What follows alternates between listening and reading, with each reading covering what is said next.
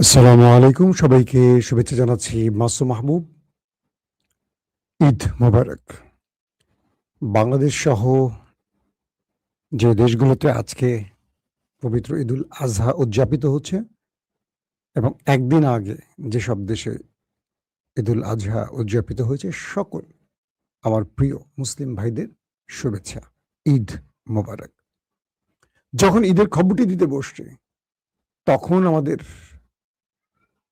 America নামক দেশটির president Donald ট্রাম্পের নির্দেশে ইরানের গুরুত্বপূর্ণ কয়েকটি শহরে ব্যাপক অ্যাটাক হয়েছে এবং ইরানও আমেরিকাকে শক্ত জবাব দিয়েছে এবং ইরানের আক্রমণে আমেরিকা শেষ পর্যন্ত পালাতে বাধ্য হয়েছে। প্রথম শিরোনাম। দ্বিতীয় শিরোনাম, আমেরিকা ইসরায়েলকে নিয়ে ভয় পাচ্ছে এবং যে কোনোভাবে আমেরিকা ইসরায়েলকে মধ্যপ্রাচ্যে বাঁচিয়ে রাখার জন্য যে পরিকল্পনা করছে, সেই পরিকল্পনা নষ্ট করে দিচ্ছে ইরান। তাই আমেরিকা ইরানকে নিয়ে এখন বড় বাজির খেলা শুরু করছে। দর্শক, এই দুটো প্রসঙ্গ ছাড়া আরো অনেক খবর থাকবে মূল আলোচনায়। প্রথম যে খবরটি দিয়ে শুরু করতে চাই, মার্কিন যুক্তরাষ্ট্র প্রায়শই ইরানকে টেস্ট করার জন্য ড্রোন বা মিসাইল অ্যাটাক চালায়। তারা বোঝার চেষ্টা করে যে ইরান তার রিয়াকশনটা কতটুকু দিতে পারে, কোন লেভেলে দিতে পারে, ইরানের প্রস্তুতি আদৌ আছে কিনা, নাকি ইরান যে শান্তি আলোচনা চলছে সেই আলোচনায় বুঁদ হয়ে ঘুমিয়ে গেছে। প্রথম, ইরানের রিফুয়েলিং ট্যাঙ্কার ধ্বংস হলো হরমুজে। এরপর মার্কিন F-35 আক্রান্ত হয়ে পালিয়ে গেল। তারপর মার্কিন F-35 আক্রান্ত হলো, ধ্বংস হলো, ইরানের দাবি। এরপর MQ-9 রিপার ড্রোন ধ্বংস হলো। তারপর সিরিজ আরো দুটো ড্রোন ধ্বংস হলো। এগুলো ইরান প্রায়শই আমেরিকা ইরানে আক্রমণ করতে গিয়ে ধ্বংসের মুখে পড়ে এগুলো হারালো। এর মাঝে ওমান সাগর থেকে হরমুজ প্রণালীতে রাডার বন্ধ করে, তার নেভিগেশন বন্ধ করে লুকিয়ে ঢোকার চেষ্টা করে যখন নেভাল ব্লকেট তৈরি করে রাখে আমেরিকা। সেখানেও ইরানের IRGC নৌ ডিপার্টমেন্ট আমেরিকার জাহাজকে টার্গেট করে হিট করে আগুন ধরিয়ে দেয়। আবারও তারা পালিয়ে যায়। পেছন থেকে এভাবেই তারা বারবার আসে আর ইরানের ধোলাই খেয়ে পালিয়ে যায়। শেষ পর্যন্ত তারা গত 3 দিন আগে অ্যাটাক করে। সেই অ্যাটাকে ইরানের 4 জন নৌবাহিনীর সদস্য শাহাদাত বরণ করে এমন খবর পাওয়া যায় এবং বন্দর আব্বাস, হরমুজ প্রণালী সহ বেশ কয়েকটি জায়গায় ইরানের বেশ কিছু ক্ষতি হয়, খুব বড় ফ্রেমে না হলেও ক্ষতি হয়। ঈদের দিন বা ঈদের পরের দিন আবারও বন্দর আব্বাসে মার্কিন যুক্তরাষ্ট্র ব্যাপক অ্যাটাক চালায় এবং সঙ্গে সঙ্গে প্রতিক্রিয়া ইরান দেখায়। ইরান তাদের ড্রোন ভূপাতিত করে, তাদের যুদ্ধ বিমানে গুলি করে, সেটি পালিয়ে যায়। হরমুজ প্রণালীতে রাডার সিস্টেম বন্ধ করে আবারও আমেরিকা তাদের ওয়ারশিপ পাঠায়। ইরান সেগুলোকে অ্যাটাক করে। একটিতে আগুন ধরে যায়, বাকিগুলো বাঁচার জন্য দ্রুত পালিয়ে যায়। তার মানে ইরান অতন্দ্র প্রহরীর মতো জেগে আছে। তারা শত্রুর প্রতিটি চেষ্টাকে ব্যর্থ করে দিচ্ছে। প্রিয় দর্শক, একটু ফ্রিজ হয়ে গিয়েছিলাম আপনাদের জন্য। তো পরবর্তী ইরানের উপর যখন হামলা করে আবারও মার্কিন যুক্তরাষ্ট্র তৃতীয় দফা, তখন ইরান বেশ হ্যাভি রিটালিয়েট করে, কঠিন জবাব দেয় আমেরিকাকে। আমেরিকার যে যুদ্ধ বিমান ঢোকে সেটাকে অ্যাটাক করে আকাশ প্রতিরক্ষার মাধ্যমে। আমেরিকার যে ড্রোন আসে সেটাকে ভূপাতিত করে দেয় এবং আমেরিকার যে ওয়ারশিপ, যুদ্ধ জাহাজ ঢোকে হরমুজ প্রণালীতে, সেটাতে আক্রমণ করলে আগুন ধরে যায় এবং সেটি পালিয়ে যায়। আজকের ঈদের দিনের লেটেস্ট খবর, ইরান শত্রুর বিমান ঘাঁটি, যেটি কুয়েতে আবু সালেম বিমান ঘাঁটি, এটি হলো মার্কিন যুক্তরাষ্ট্রের একটি খুব শক্তিশালী বিমান ঘাঁটি, এটিকে আক্রমণ করে।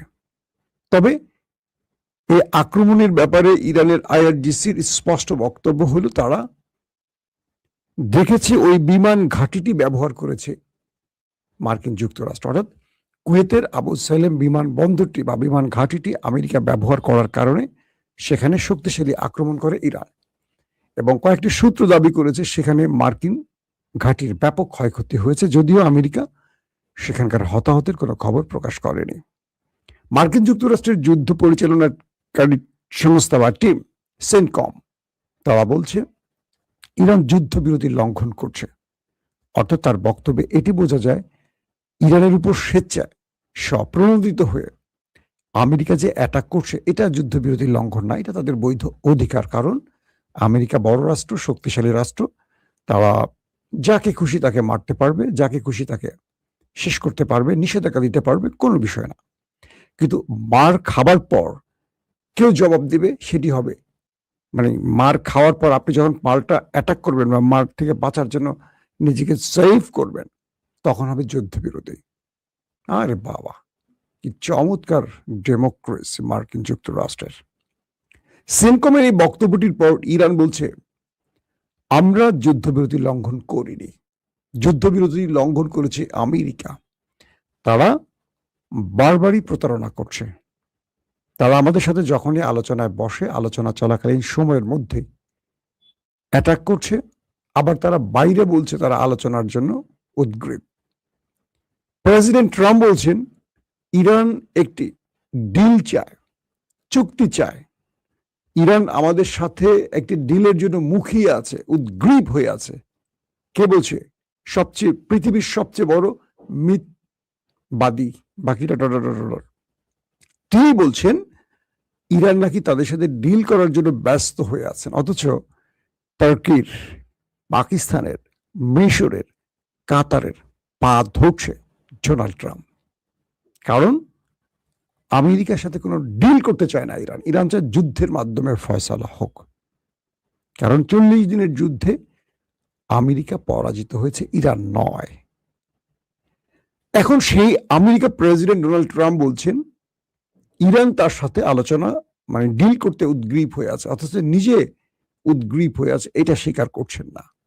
ইরান বলছে আমেরিকা যে ভাষায় জবাব দিবে তার চেয়ে একটু বেশি কঠিন ভাষায় আমরাও জবাব দেব। মানে আমেরিকা 10টি মিসাইল মারলে ইরান 15টা, কমপক্ষে 15টা মারবে। তো কুয়েত পাল্টা আক্রান্ত হলো ইরান দ্বারা, আবু সালেম বিমান ঘাঁটি। এতে এটি প্রমাণ হয়, স্পষ্ট হয় আমেরিকা ইরানে আক্রমণে কুয়েতের ঘাঁটি ব্যবহার করেছে একটাবার। পাশাপাশি হরমুজ প্রণালী ব্যবহার করায় হরমুজ প্রণালীতে মার্কিন ওয়ারশিপগুলো, যুদ্ধ জাহাজগুলো আক্রান্ত হয়েছে এবং ইরান সেখানেও ড্রোন এবং মিসাইল দিয়ে অ্যাটাক চালিয়েছে। তো এই পরিস্থিতিতে আমেরিকা আবারও নতুন করে মধ্যপ্রাচ্যে আগুনে ঘি ঢালতে চাইছে। প্রশ্ন হতে পারে ডোনাল্ড ট্রাম্প একদিকে আলোচনার কথা বলছেন, অন্যদিকে যুদ্ধ করছেন কেন? তার প্রধান কারণ এই যুদ্ধে ডোনাল্ড ট্রাম্প কিছু পাননি, কিন্তু ইসরায়েলকে খালি হাতে রাখতে চান না বা খালি হাতে ফিরাতে চান না ডোনাল্ড ট্রাম্প। তার প্রধান কারণ ইসরায়েলের কাছে মার্কিন যুক্তরাষ্ট্র তার মাথা, সব মানে মাথা, ঘাড়, শরীর পুরোটাই বিক্রি করে দিয়েছে। এই ছোট রাষ্ট্র যেভাবে চায় আমেরিকা সেভাবে চলে, এটা আবার প্রমাণ হয়েছে। কারণ প্রতিদিনই ডোনাল্ড ট্রাম্প তার সারাদিনের কাজের শেষে নেতানিয়াহুকে তার ফিরিস্তি জমা দিতে হয়, তার রিপোর্ট জমা দিতে হয়, ওস্তাদ আজকে সারাদিন এটা এটা করেছে, এটা এটা হয়েছে। বলা হচ্ছে মধ্যপ্রাচ্যে আমেরিকা ইসরায়েলকে একটা শক্তিশালী জায়গা রাখতে চেয়েছিল, ইরান সেই জায়গাটা ভেঙে দিয়েছে। এখন মধ্যপ্রাচ্য কন্ট্রোল করছে ইরান। কারণ আমেরিকা এবং ইসরায়েলকে যে শক্ত মারটা দিয়েছে ইরান, এরপর মধ্যপ্রাচ্যের প্রত্যেকটি রাষ্ট্র গোপনে ইরানকে ওস্তাদ ডেকে বসছে, বলছে তুমি এখন আমাদের বস, ওস্তাদ। তুমি যে আমেরিকাকে ধোলাইটা দিচ্ছ এতে আমরা খুশি, বাট সামনে কিছু বলতে পারি না আওয়াজ করে, কারণ স্যাংশন দেবে, নিষেধাজ্ঞা দেবে। তাহলে কি করতে হবে? তুমি মাইটা চালায় যাও, আমরা পেছনে আছি, যখন তুমি বিজয়ী হবে আমরা প্রকাশ্যে তোমার পক্ষে দাঁড়াবো। এদিকে ইরানের কয়েকটি যারা হরমুজ প্রণালীতে টোল আদায় করছে তাদেরকে আবার স্যাংশন দিয়েছে আমেরিকা এবং বলছে যে ইরানের সাথে তারা আর আলোচনা করবে না। ডোনাল্ড ট্রাম্প দেখবেন একটু পরে আবার টুইট করবে আমরা আলোচনা করতে প্রস্তুত, শান্তি চাই। আসল বিষয়টা কি আসেন অল্প কয়েকটা শব্দে বুঝিয়ে বলি। মূলত এই যুদ্ধে ইসরায়েল পরাজিত হয়ে গেছে, আমেরিকা হয়ে গেছে। আমেরিকা বহু দূর থেকে এসছে, কয়েক হাজার মাইল দূর থেকে কিন্তু ইসরায়েল খুব বেশি দূরে না, ইরান থেকে 2000 বা 2500 কিলোমিটার দূরে।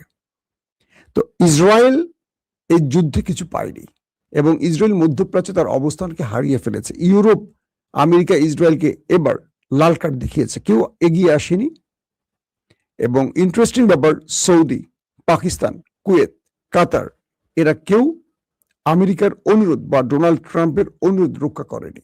তারা স্পষ্ট আমেরিকার প্রেসিডেন্ট ডোনাল্ড ট্রাম্পকে বলছে, আমরা আব্রাহাম অ্যাকর্ডে ইসরায়েলকে স্বীকৃতি দিতে পারছি না, কারণ ইসরায়েল আমাদের স্বীকৃতি পাওয়ার জন্য যে টেরিটরি আছে এগুলো বাস্তবায়ন করেনি। আমাদের যে শর্ত আছে, একটি স্বাধীন ফিলিস্তিন রাষ্ট্র প্রতিষ্ঠা, ইসরায়েল এটি করেনি। 2, স্বাধীন ফিলিস্তিনে হামলা বন্ধ, এটিও ইসরায়েল করেনি, মন চাইলে আক্রমণ করছে যখন তখন।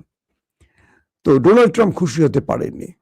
তো ডোনাল্ড ট্রাম্প বুঝলেন যে আজকে আরব আমার কথা শুনছে না, তার প্রধান কারণ ইরান শক্তিশালী হয়ে গেছে। ওরা গোপনে ইরানের প্রতি ভরসা রাখছে, আমার উপর নয়। কারণ মার্কিন যুক্তরাষ্ট্রের গালফে থাকা 16টি ঘাঁটিকে চুরমার করে দিয়েছে ইরান, এবং ইরানের পা ধরছে গোপনে গোপনে এই আমেরিকা, যে কারণে আরবরা গোপনে আবার আমেরিকার সাথে কি বলে ইরানের সাথে সমঝোতা করতে চায় শর্তে। আপনি জানেন যে সৌদি, কাতার, কুয়েত তারা নরম সুরে কথা বলছে, গোপনে ইরানকে ফোন করছে, পররাষ্ট্রমন্ত্রীর সাথে কথা বলছে, একে অপর দেশের মধ্যে আদান প্রদান শুরু হয়ে গেছে, টেলিফোন প্রতিদিন লাল টেলিফোন বাজতেছে। বিষয়টা হলো এই মুহূর্তে আমেরিকা চায় ইসরায়েলকে মধ্যপ্রাচ্যে একটা নিরাপত্তা দেয়া, কারণ আগামীকাল থেকে হয়তোবা আমেরিকা গালফ ছেড়ে চলে গেলে ইরানের শর্ত অনুযায়ী ইরান সকাল বিকাল মার দিবে নেতানিয়াহুকে। আরবরা ইরানের পাশে দাঁড়াবে, কারণ সৌদি আরব বুঝে গেছে ইরান দখলদারিত্ব চালাবে না, ইরান তাদের জন্য থ্রেট, বাট দখলদারিত্ব চালাবে ইসরায়েল। কারণ তাদের গ্রেটার ইসরায়েল তৈরির যে নীল পরিকল্পনা, নীল নকশা আছে, সেখানে আরবের বহু রাষ্ট্র তাদের ভূমি হারাতে পারে। তো এটি মোহাম্মদ বিন সালমান বুঝে গেছেন, তাই তিনি ইরানের সাথে নিরাপত্তা চুক্তির জন্য প্রস্তুত হয়েছেন পাকিস্তানের দুতিয়ালির মাধ্যমে। পাকিস্তানও ট্রাম্পকে বলে দিয়েছে যে আমরা কোনোভাবেই ইসরায়েলকে স্বীকৃতি দেব না। কাতার, কুয়েত বলে দিয়েছে। শুধু ট্রাম্প যে এর আগের সময়টিতে যখন প্রেসিডেন্ট হয়েছেন মার্কিন প্রেসিডেন্ট, তখন চাপ দিয়ে আরব আমিরাত এবং বাহরাইনকে আব্রাহাম অ্যাকর্ড মানতে বাধ্য করেছিলেন। যদিও মধ্যপ্রাচ্যে এরা অর্থনৈতিক একটা ভিত্তি থাকলেও স্ট্রং, এদের সামরিক অস্তিত্ব খুব স্ট্রং নয়। মধ্যপ্রাচ্য কন্ট্রোল করে কয়েকটি রাষ্ট্রের মধ্যে প্রধান ইরান, সৌদি আরব মোটামুটি স্ট্রং মানে সামরিক দিক থেকে। পাকিস্তান তো পারমাণবিক শক্তিধর, এটা মানে বলা, এটা এশিয়ার হলেও এটি ইরান আরব আমিরাতের সীমান্ত অঞ্চল, আফগানের সীমান্ত অঞ্চল। তো এই মুহূর্তে ডোনাল্ড ট্রাম্প আসলে চাইছেন আব্রাহাম অ্যাকর্ডে এই রাষ্ট্রগুলো স্বীকৃতি দেখে, এবং এটি হবে তার সবচেয়ে বড় বিজয়। বা এই যুদ্ধ শেষ করে তিনি চলে যাওয়ার আগে এটি বলে যাবেন যে দেখো, এই যুদ্ধ শুরু করে মুসলিম রাষ্ট্রগুলোকে কান ধরে এনে আমি ইসরায়েলের সাথে ইসরায়েলকে স্বীকৃতি দেওয়ার পক্ষে নিয়ে এসছি, বা ইসরায়েলকে তারা স্বীকৃতি দিয়েছে। এখন ইসরায়েল বলছে যদি তারা আমাকে স্বীকৃতি দেয় তাহলে আমরা জাতিকে কিছু বলতে পারবো, নতুবা পুরো তোমার জাতি আর আমার জাতি মানে ইহুদি জাতি আর মার্কিন জাতি বুঝে গেছে আমরা ইরানের কাছে পরাজিত হয়ে গেছি। মূলত এই জায়গাটা এখন যুদ্ধ আটকে আছে। আমেরিকা যত কথাই বলুক, তারা চাচ্ছে মধ্যপ্রাচ্যে ইসরায়েলকে নিরাপত্তা বেষ্টনীতে রাখতে। কারণ কালকে ইরান, আজকে যদি ইরান বিজয়ী হয়, কালকে তারা প্রতিদিনই সকাল বিকাল মার খাবে, যেভাবে ফিলিস্তিনিরা খেয়েছে ইসরায়েলের হাতে।